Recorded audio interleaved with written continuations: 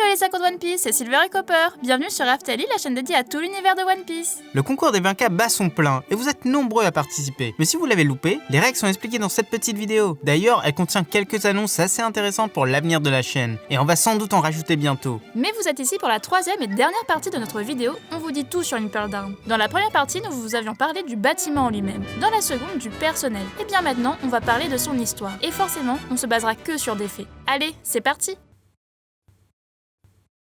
Au beau milieu de la plus calme des mers se dresse un bâtiment sombre et lugubre. C'est Impel Down, la prison du gouvernement. Et c'est dans ces bas-fonds que se sont déroulés les faits les plus horribles de ce monde, mais aussi certains des actes les plus surprenants de notre siècle. Et aujourd'hui, nous allons vous raconter tous ces faits. Petit 1, son apparition. La première fois que la fameuse prison est citée, c'est dans l'arc Water 7.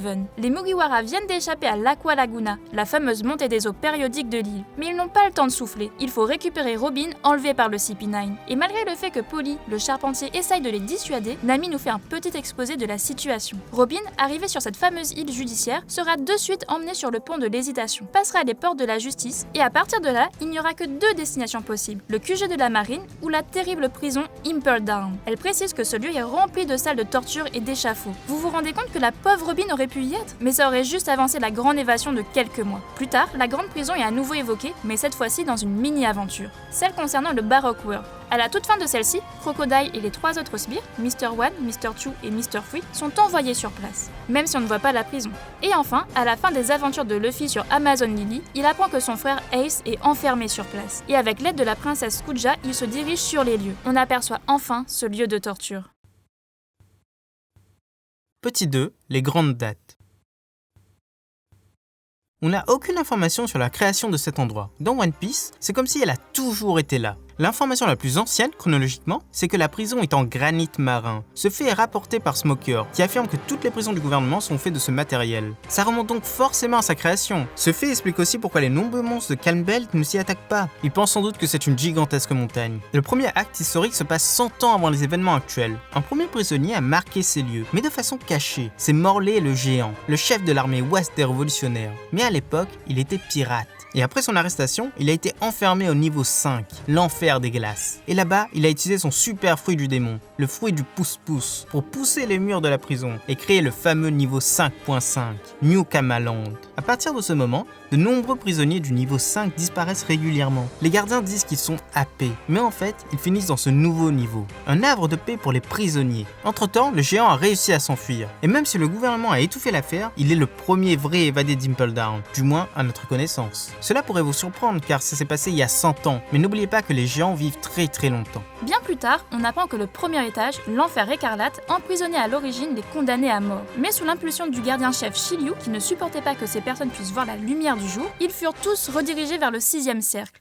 22 ans avant les événements actuels, après l'arrestation de Roger, on ne sait pas s'il a été ramené dans ces lieux. On se rattache qu'au fait, donc on ne le citera pas. Mais un autre événement a lieu en même temps. Le grand pirate de l'ancienne génération, Shiki le Lion d'Or, ne supportait pas que Roger puisse être exécuté à East Blue, la plus faible des mers. Il veut le tuer de ses propres mains et il attaqua seul Marineford. Sengoku et Garp lui firent face, et à l'issue de ce combat, il fut battu et arrêté. Et hop, direction Impel Down. Au 6e cercle, là-bas, il sera enfermé dans le même type de cellule case, et marquera à jamais l'histoire de la prison. Alors que le jeune vice-directeur Magellan fait sa ronde, dans la cellule du grand pirate, il tombe sur des jambes tranchées. Shiki, pour s'évader, n'a pas hésité à s'amputer de ses membres, et grâce à son fruit du démon, il s'envole littéralement des lieux. Encore une fois, le gouvernement camoufle l'affaire. Quelque temps avant l'arc Marineford, le gardien-chef Shiryu, actuel membre de l'équipage de Barbe Noire, avait été arrêté par son supérieur Magellan. La justification était simple, c'était que celui-ci usait trop de son pouvoir de vie et de mort sur les prisonniers. Il les tuait par simple plaisir, et pour ça, il sera condamné à mort et enfermé au niveau 6. Ironique, n'est-ce pas? On rappelle qu'il méprisait les prisonniers du niveau 6 et qu'il ne voulait pas qu'ils voient la lumière.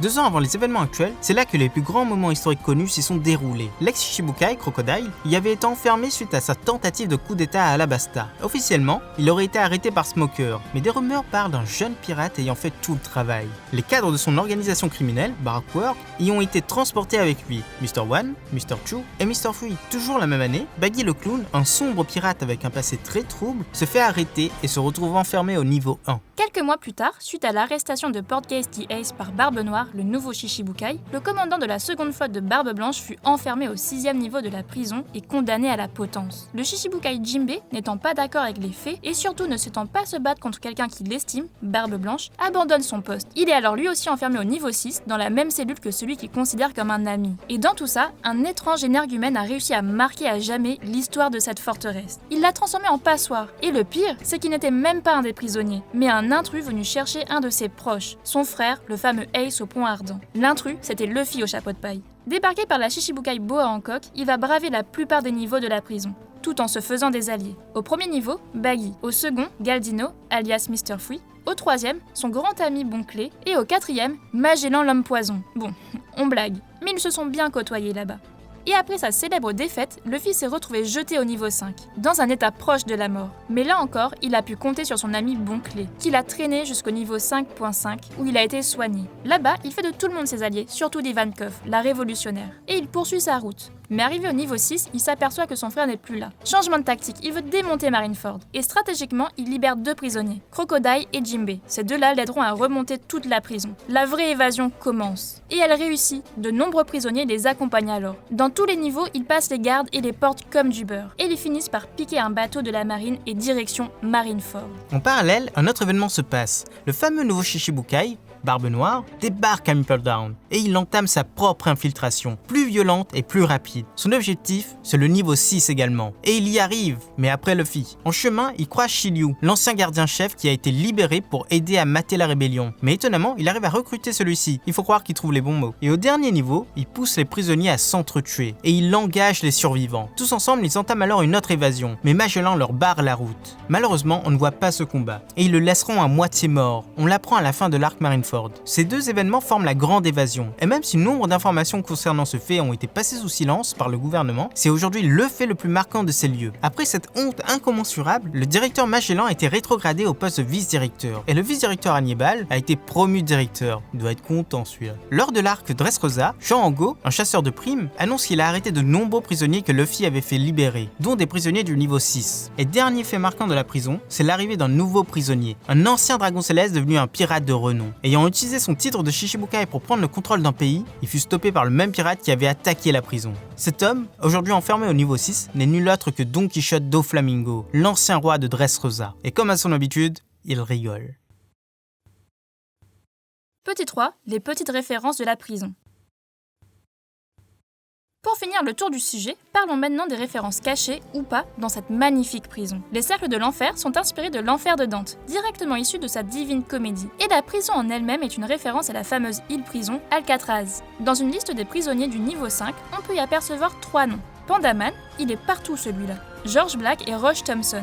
Ce dernier fait référence à un pirate connu pour sa cruauté. On peut imaginer qu'ils feront une autre apparition dans l'œuvre. L'emblème d'Impel Down est l'association entre le I et le D de ses initiales, mais le résultat est tronqué. Et enfin, les vêtements des geôliers sont inspirés de ceux des militaires du Troisième Reich, ce qui n'est pas sans rappeler leur violence commune.